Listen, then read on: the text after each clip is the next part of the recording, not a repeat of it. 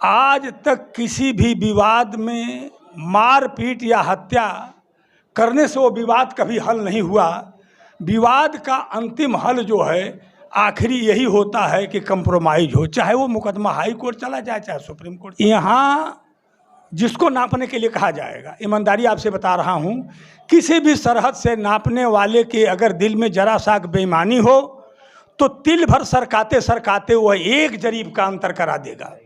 चाहे लेखपाल साहब नापने वाले हों चाहे जो भी हो, ईमानदारी से करके निपटारा अगर कर देता प्रशासन इसको गंभीरता से अगर शुरू में ही लिया होता तो हो सकता है ऐसी वारदात नहीं। एक नापी का आर्डर कराने में कितना परेशानी होती है, आर्डर हो गया तो भी लेखपाल साहब के पीछे पीछे घूमने में कितनी परेशानी होती है। वो एक प्रक्रिया है और प्रक्रिया में कहीं न कहीं ये शासन प्रशासन की प्रक्रिया में जो कानूनी दावपेच है और दोष है वह भी इसका जिम्मेदार। जो लोग जाति आधार से दुर्भावपूर्ण भाव के होंगे वो चाहेंगे, हम कह रहे हैं कि उस बनी हुई बिल्डिंग को गिरा देने से न पंडित जी के घर को कुछ मिलना है, न सरकार को एक पैसे का लाभ होना है, न उस परिवार का। और कानून के रखवाले लोग सही दिशा में सही समय पर अगर जगे होते तो यह नौबत नहीं आती जो आज आई हुई है ना। इसलिए उस घटना की पुनः मैं आपके चैनल के माध्यम से घोर निंदा नमस्कार। आप जान रहे हैं कि देवरिया में जो हत्याकांड हुआ है, कहीं न कहीं उसको जो कुछ लोग हैं जो अपने थोड़े से स्वार्थ के लिए, राजनीतिक लाभ के लिए, सामाजिक जो समरसता है, सामाजिक जो संबंध है, जो इतने अच्छे संबंध हैं कि जिनको तोड़ना आसान नहीं, जिनको तोड़ने के लिए तो आप समझिए कि अंग्रेजों ने कितनी कितनी चाल चली। आज वो चाल अगर कायम हो जाएगा, अगर सफल हो जाएगा तो हमारी संस्कृति है कहाँ जाएगी। तो मैं इन्हीं सब मुद्दों पे बात करने के लिए, और जो बात चल रही बुलडोजर की प्रेम यादव के घर पर, तो क्या वो कहाँ तक न्यायोचित है, क्या वास्तव में हर चीज़ का सॉल्यूशन या जो हल है वो क्या बुलडोजर है। तो मैं इन्हीं सब बात पर चर्चा करने वाला, साथ में वकील साहब हैं, मैं इनका परिचय लूँगा। सर हाँ, मेरा नाम है सूबेदार यादव। पहला क्वेश्चन ये है कि जिस तरह से ये यादव जी का और पंडित जी का मामला चल रहा देवरिया में, कहीं न कहीं लोग स्वार्थ के लिए मुद्दे को उछाल रहे हैं कि आप ये हैं, आप वो, क्या कहिएगा इस पॉइंट पर? अब देखिए, हम जिस कमरे में बैठकर आपसे बात कर रहे हैं, बगल में पंडित जी हैं और इसमें संजोग से 2 ब्राह्मण हैं, 2 यादव के अलाट है इस समय। और हम लोग आपस में, पंडित जी बल्कि बैठते हैं, मैं कम बैठता, आप देख ही रहे हैं, वहाँ मैं था। तो यह जो भाव है समाज में, जाति आधार पर किसी के साथ अगर दुर्भाव होगा तो समाज में गलत संदेश जाता है। और उस व्यक्ति की पीड़ा का अंदाज लगाइए जो जाति आधारित या जात के आधार पर वो कष्ट अगर भोग रहा है किसी वजह से, तो चाहे वहाँ की घटना की घोर हम निंदा करते हैं इस पहलू पर कि चाहे जिसके तरफ से भी गलती हो, नहीं होनी चाहिए थी, और उसका जो परिणाम हुआ यह भयावह परिणाम किसी भी तरह से न हमारे लिए अच्छा है, न हमारे देश के लिए, न समाज के लिए। सबके लिए एक व्यवस्था बनी है, कानून बना है, उसी के भीतर सबको रहना चाहिए। हाँ, और किसी भी चीज़ का आज तक का इतिहास है कि मैं चूँकि क्रिमिनल में भी हम लोग प्रैक्टिस करते हैं, आज तक किसी भी विवाद में मारपीट या हत्या करने से वो विवाद कभी हल नहीं हुआ। विवाद का अंतिम हल जो है आखिरी यही होता है कि कंप्रोमाइज हो, चाहे वो मुकदमा हाई कोर्ट चला जाए चाहे सुप्रीम कोर्ट चला जाए। अगर ज़मीनी विवाद की वजह से अगर मारपीट हो रही है, हत्या हो रही है, तो यह भी उससे कोई हल नहीं होने वाला। चाहिए कि नहीं कितने लोगों को हम हत्या कर दें, उससे कोई समस्या का समाधान नहीं होगा। और इससे और वैमनस्यता बढ़ती जाती है। आदमी 2 करने वाले हों, 5 को लिखाता है, तो जो 5 निर्दोष आदमी 302 में अगर मोलजिम बन करके अगर भोग रहे हैं तो उनके दिल से पूछिए। इसीलिए कानून में यह व्यवस्था है कि एक दोषी या कई दोषी बेशक छूट जाएं, लेकिन एक निर्दोष को सजा नहीं होनी चाहिए, ये व्यवस्था है जी।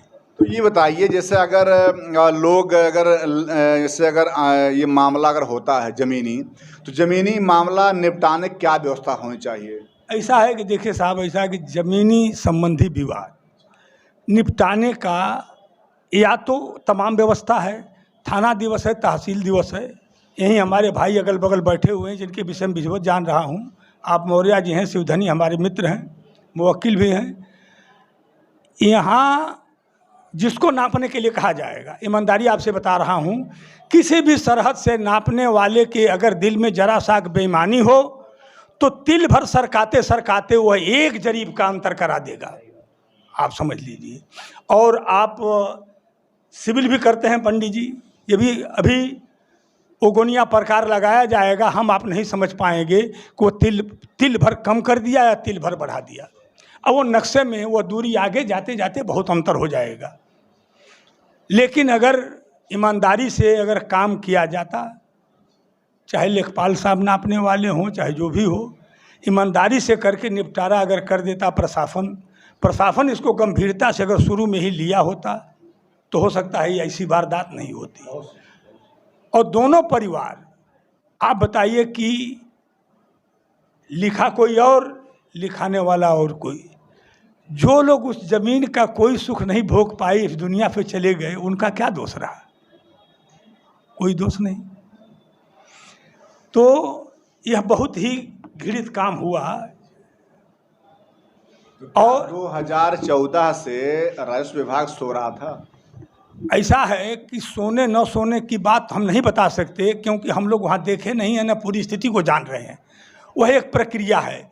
और ईमानदारी आपसे बता दें कि प्रक्रिया चाहे तो सही ढंग से अगर काम करे तो ये जो आप 7 साल 9 साल हो जा रहा है ना, 9 साल नहीं, 9 घंटे के भीतर ही पूरी समस्या समाधान हो जाएगा अगर प्रशासन चाह दे ईमानदारी से। तो लेखपाल एक के जगह पर दोनों आदमी से पूछ करके लेखपाल आप नियुक्त कर दीजिए। दोनों आदमी, एक उनका आदमी लेखपाल हो उनका, और प्रशासन के 2 व्यक्ति, एसडीएम साहब हों, दरोगा जी हों या कोई और अधिकारी हो, उसके सामने खड़ा हो जाए और नाप करके सही निशानदेही करवा दें। और यह भी बात क्लियर है कि अगर किसी ने बैनामा कर दिया, वो उसकी संपत्ति थी, उस पर दूसरे का राइट नहीं है, उसको बैनामा करने का पूरा हक है।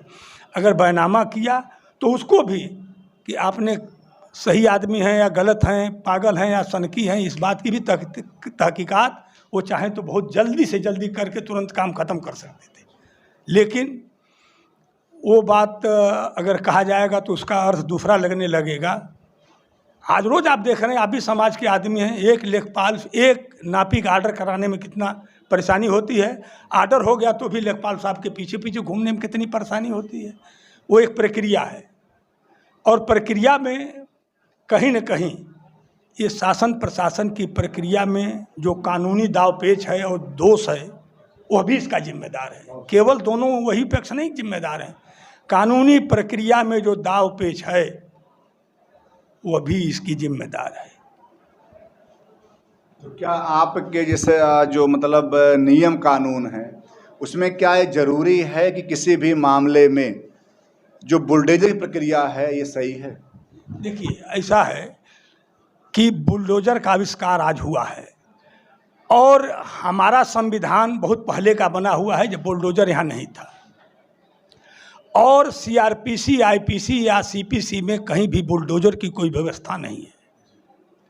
बुलडोजर का प्रयोग इसलिए हो रहा है कि अगर आदमी लगाया जाएगा तो 15 दिन अगर ढहाने में लग रहा है, तब तक कहीं कोई स्टे न ले ले। बुलडोजर गया 2 ही मिनट में पूरे घर को चौपट कर दिया। तो अगर स्टे भी मिल रहा है तो सरकार को कोई निर्देश नहीं दे सकता कि आप बनवा दीजिए, न कोई बनवाएगा। तो ये तत्काल जो हो जा रहा है ये बुलडोजर, इसकी कहीं कानून में कोई इसकी जगह नहीं है।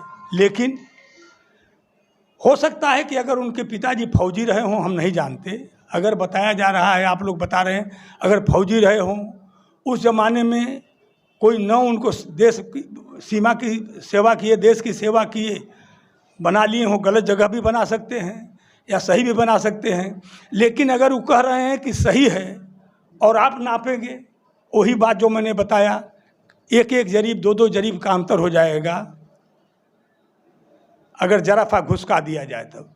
तो वो बात अलग की है, उसको हम जान लेकिन रहे हैं। 2014 से आज तक क्यों नहीं दिखा? क्योंकि तालाब का है, बगान का है। आज जब दोनों परिवार बर्बाद हो गया तब को दिख रहा है कि मतलब बगान नहीं, तालाब का है। आज देखिए, सही बात यह है कि जो लोग जाति आधार से दुर्भावपूर्ण भाव के होंगे वो चाहेंगे, हम कह रहे हैं कि उस बनी हुई बिल्डिंग को गिरा देने से न पंडित जी के घर को कुछ मिलना है, न सरकार को एक पैसे का लाभ होना है, न उस परिवार का। और हो सकता है कि इस समस्या के बीच में कोई थर्ड आदमी भी काम कर रहा हो, जो दोनों आदमी को चढ़ा करके लड़वा दिया।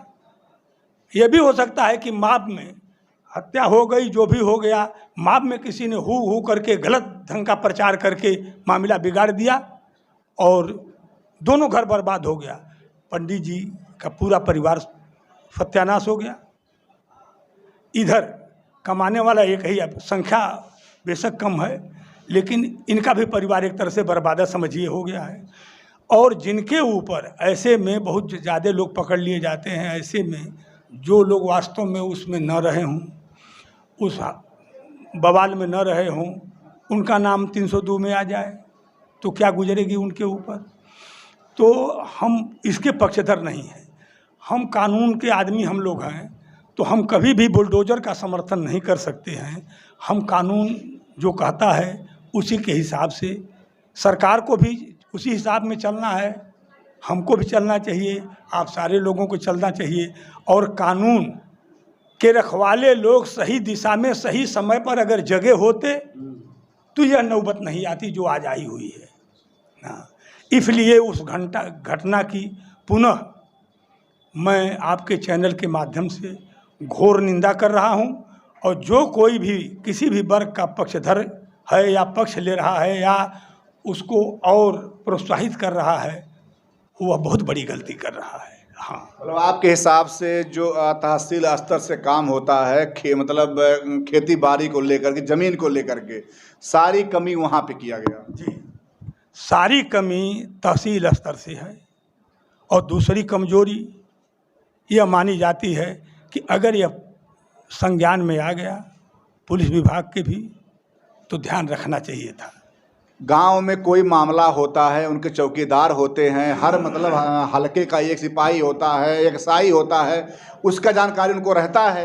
इतना बड़ा मामला है और ये भी जिला पंचायत भी बंदा था, 2 बार प्रधान मतलब उनकी पत्नी थी, आपको नहीं मालूम था इतना बड़ा कांड हो जाएगा? ये इसको कहा जाएगा, जानकारी पूरी तरह रहती है, पूरी तरह जानकारी रहती है, लेकिन टालना हो तो कोई जानकारी नहीं है, पूरी जानकारी रहती है। इस ऐसे केस में निश्चित रूप से चाहे पंडित जी के तरफ से, चाहे महाप्रधान या प्रधान जी के तरफ से, निश्चित रूप से थाने पर इस बात की पहले सूचना दी गई रही है। और नहीं कोई देता है तो कप्तान साहब को ही लोग दरखास्त डालते हैं, वो दरखास्त रेफर होकर फिर थाने पर जाती है, उचित कार्रवाई होती। उस थाने पर फिर उस चौकी पर जाता है वो कागज़ कि आपके हल्के में पड़ता है, जरा देखो। तो ऐसे में पुलिस बहुत संदेह नहीं रहने के बाद भी 151, 107 की कार्रवाई कर देती है, दोनों पार्टी को रोकती है, डांटती है कि 6 महीना तक कोई काम गलती आप करेंगे, शांति भंग करेंगे तो मुकदमा लग जाएगा। तो ये सब है प्रक्रिया। हाँ, और देखिए वही है कि आज दोनों परिवार तो बर्बाद हो गया, लेकिन जिन मतलब बड़े अधिकारियों ने या छोटे अधिकारियों ने मलाईदार व्यवस्था करके, अर्थात पैसा वैसा पा करके मुंह बंद कर दिया और इतना सालों तक मामलों लटकाए रखा, पता नहीं कितने एसडीएम आए, डीएम आए और लेखपाल आए, कानूनगो आए, सब चले गए। उन लोग घर तो भर गया, उनकी मतलब जो बिल्डिंगें बन गई, उनका परिवार तो आगे बढ़ गया, लेकिन उस पैसे क्या मतलब रह गया। तो कहीं न कहीं ये प्रशासनिक जो ढांचा स्तर पे गलतियां होती हैं। जी बोलिए। अच्छा, तो हम बताओ तो एक बात और भूल छूट जाएगी। हाँ, अच्छा, बड़ी महत्व की बात बोलिए। इस घटना के अलावा भी अगर किसी का मकान अपराधी मान करके अगर किसी व्यक्ति का मकान गिराया जा रहा है और वास्तव में वह मकान उसकी ज़मीन में है, खुद की ज़मीन में है, तो गिराने से पहले यह सोचना चाहिए, अगर अपराधी है तो भी, कि अपराधी तो एक व्यक्ति है, घर का कोई व्यक्ति, सारे लोग नहीं बनाए, लेकिन उस मकान में सारे लोगों के खून पसीना की कमाई लगी रहती है, तो एक आदमी की गलती की वजह से सबको बेघर कर दिया जाए, ये कोई अच्छी बात नहीं है। इसलिए ऐसी जगहों पर बड़ी सावधानी करना चाहिए। ठीक, जब 4 या 5 क्या लगभग 8 या 9 साल से काम चल रहा है बुलडोजर का, तो क्या कुछ आपको लगता है कहीं ना कहीं कोर्ट भी सुस्त है इस पॉइंट पर? क्योंकि तमाम बातें हैं, अगर मान लीजिए आज घर गिर गया, कल मामला कोर्ट में जाता, कोर्ट कहता है गवर्नमेंट से फाइन मारे, गवर्नमेंट के ऊपर मारिए फाइन आप, कि भैया आप घर गिरवा दिए हैं, आपको ही घर बनवाना पड़ेगा। क्या ऐसा नहीं चाहिए कोर्ट करना? ऐसा है कि ऐसी अदालतें कभी कभार जो सख्त होती हैं, ऐसा आदेश हो जाता है पारित, लेकिन यह मान करके चलिए कि जल्दी यह पारित नहीं हो पाता है, और पारित करते कराते में यह हाई कोर्ट और सुप्रीम कोर्ट तक मामला जाएगा, और अदालतों की कार्रवाई इतनी लंबी चौड़ी है कि तब तक कोई बाहर नहीं रहेगा, तो मजबूरन फिर उसी परिवार के लोगों को उसको बनवाना पड़ेगा, अगर उनकी ज़मीन है। अगर नहीं उनकी ज़मीन है, अगर बंजर है, गड्ढा है, नदी या पोखरा गढ़ई है, तो मजबूरन उनको छोड़ना पड़ेगा कि एक बार तो हमने गलती करके सारे लोगों का जान कबाड़ में डाला, अब ना ऐसा करें। हाँ, लास्ट में कि यही कि आज दोनों परिवार बर्बाद हो गया, गलती कहीं ना अधिकारियों की है, लेकिन आखिर में ऐसे कितनी गलतियां हो रही। बता दें आपसे कि अभी लखनऊ में 2 लेखपाल पकड़े गए पैसा लेते हुए, पकड़े गए गोरखपुर में, ऐसे बहुत से हैं जो पकड़े नहीं जाते हैं, तो उनकी बात सामने नहीं आती है। लेकिन आखिर में करप्शन कब रुकेगा? कब तक आखिर में रुपया ले करके गाँव सारे गरीब चूसते रहेंगे? देखिए, करप्शन का यह आलम है, हर सरकार आएगी कहेगी कि हम करप्शन को हटाएंगे, लेकिन सही बात यह है कि हम लोग बचपन से आज तक देख रहे हैं, चौधरी चरण सिंह के ज़माने में हम लोग तब बच्चे थे, लेकिन सुना करते थे कि 9 उनके शासनकाल में मुख्यमंत्री रहे, 9:59 पर ऑफिस में बाबू और सारे अधिकारी बैठे हुए मिलते थे। उसके बाद से कभी हम लोग ये नहीं देखे कि ये कोई विभाग का आदमी या सारे लोग ईमानदार हों। निश्चित रूप से सरकारी नौकरी में जाने की जो सबसे ज़्यादा ललक है, उसके पीछे महज तनख्वाह नहीं है, उसके पीछे कहीं न कहीं, हाँ जी, ये हाँ, इसके ऊपर अलग से जो मिलने वाला पैसा है, या घूस कहिए या वो उसको सुविधा शुल्क कहिए, जो चाहिए सो कह लीजिए, ये कार्यक्रम जो है चल रहा है, और ये लगता है कि वास्तव में आगे भी नहीं जाने वाला है। हाँ, इस तरह ही समाज में और हर विभाग में इस तरह ही घुस गया है। इस बात में थोड़ा सा मैं पूछूंगा आपसे कि आप लोग तो पैसा नहीं पाते हैं सरकार से, तब आप लोग की सेवा करते हैं? नहीं, क्या परिवार आपके पास नहीं है? ऐसा है कि हम अपने मुवक्किल से फीस लेते हैं। एक अंतर है कि हमको वही हमारे खिलाफ वाला वकील 5,000 में भी बहस कर सकता है, हो सकता है हमको 500 भी मेरा मुवक्किल न दे। जो जिस हैसियत का होता है उससे हम पैसा उतना लेते हैं और उसके लिए काम करते हैं। लेकिन एक बात इस पेशा में, ये बड़ा गर्व के साथ हम कहेंगे आपसे, इस पेशे की बड़ी समाज में निंदा होती है, लेकिन आज तक यह मैं कह रहा हूँ आपसे कि एक तरफ 5 लाख और 5 करोड़ और 5,000 लेकर बहस करने वाला वकील खड़ा होता है, और दूसरी तरफ 500 पाने वाला, लेकिन दूसरी पार्टी का अरबपति भी हिम्मत नहीं करता कि इस वकील को खरीद लें। आप ये जानिए इस पेशा की पवित्रता है। इसलिए मैं इसमें कम हो कमाई चाहे बेसी हो, हम लोग जो है बहुत ही संतुष्ट रहते हैं। हाँ, तो ये संभव कैसे होता है? आपको वेतन नहीं, उनको तो वेतन मिलता है, जो मतलब लोग हैं उनको फिर ऊपरी की आमदनी मिलती है, तब भी संतुष्टि नहीं उन लोगों को है। ऐसा है, देखिए, यह भाव चूँकि थोड़ा धार्मिक भी हम हैं, तो उसमें हमको एक चीज़ मिली कि हम दूसरे के हेलीकॉप्टर को, हमारे पास नहीं है हेलीकॉप्टर, दूसरे के हेलीकॉप्टर को, अपनी साइकिल को ही हम हेलीकॉप्टर समझेंगे तो हमको वो कष्ट नहीं भोगना पड़ेगा। एक बात, अगर हम वही, आप बात समझ लीजिए, कुछ भी आप खा लीजिए, लेकिन खाने के बाद जब तक आप पानी नहीं पीते हैं तब तक आप संतुष्टि नहीं होती है। तो अंतिम चीज़ है क्या? संतुष्टि। और पानी पीने के बाद होती है, पानी बिना पैसे का है? उसी तरह से ईमानदारी बड़ी दमदारी होती है। हमारे मित्र हैं ये, वो वकील भी लोग हैं, वो गाँव वासी हैं। मैं दोनों पद पर रह चुका हूँ, लेकिन सिविल कोर्ट में मैं एक ऐसा अध्यक्ष और मंत्री रहा कि किसी भी अदालत में किसी भी अधिकारी के यहाँ कभी घूस घास की न बात किया, न किसी के यहाँ चैम्बरबाजी किया, और न कोई ये कहने वाला है। आपसे ईमानदारी बता रहा हूँ, लेकिन मैं अपने उस ईमानदारी और सही बात, ईमानदारी के बल पर ही सही बात मैं जहाँ न तहाँ कह देता हूँ। ऐसी चर्चा लोगों में है कि बोल देते हैं।